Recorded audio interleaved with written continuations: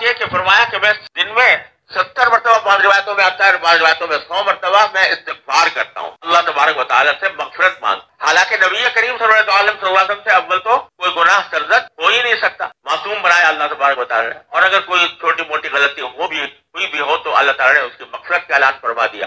لیکن استغفار فرما رہے ہیں، زبان استغفار سے تر ہے، اس لیے کہ اللہ جل جلالہ کے جاہ و جلال کا جو مرتبہ سرکار دو عالم صلی اللہ علیہ وسلم کے سامنے ہے،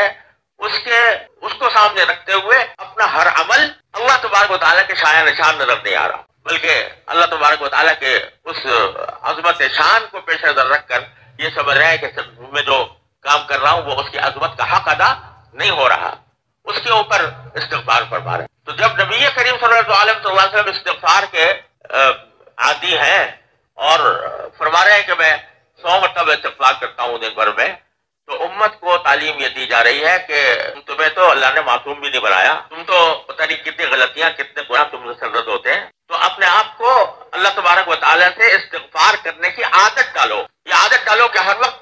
ہر تھوڑے تھوڑے وقفے سے اللہ تبارک و تعالیٰ کی بارگاہ میں مغفرت طلب کرو، یا اللہ میں آپ کا بندہ ہوں، میرے گناہوں کو معاف فرما دیجیے، یا اللہ میں آپ کا بندہ ہوں، میرے گناہوں کو معاف فرما دیجیے۔ یہ تمہارے دل میں ایک لگن ہونی چاہیے، تمہاری زبان استغفار سے تر ہونی چاہیے، چلتے پھرتے اٹھتے بیٹھتے بھی اللہ تبارک و تعالیٰ کے سامنے اپنے گناہوں کی معافی مانگتے رہو، استغفار کرتے رہو۔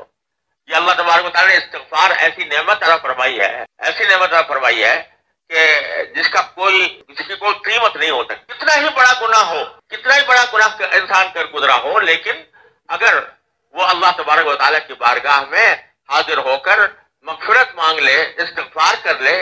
تو اللہ تبارک و تعالیٰ اپنے فضل و کرم سے انہوں نے اعلان کر رکھا ہے کہ معاف ہے۔ 70 سال گناہوں میں گزارے، بڑے بڑے گناہوں میں گزارے، لیکن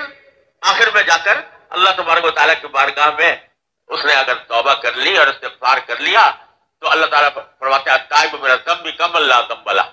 جو گناہ سے توبہ کر لے وہ ایسا ہو جائے گا جیسے کہ اس نے گناہ کیا ہی نہیں تھا۔ اور ہمارے حضرت حکیم الامت مولانا تھانوی رحمۃ اللہ علیہ نے فرمایا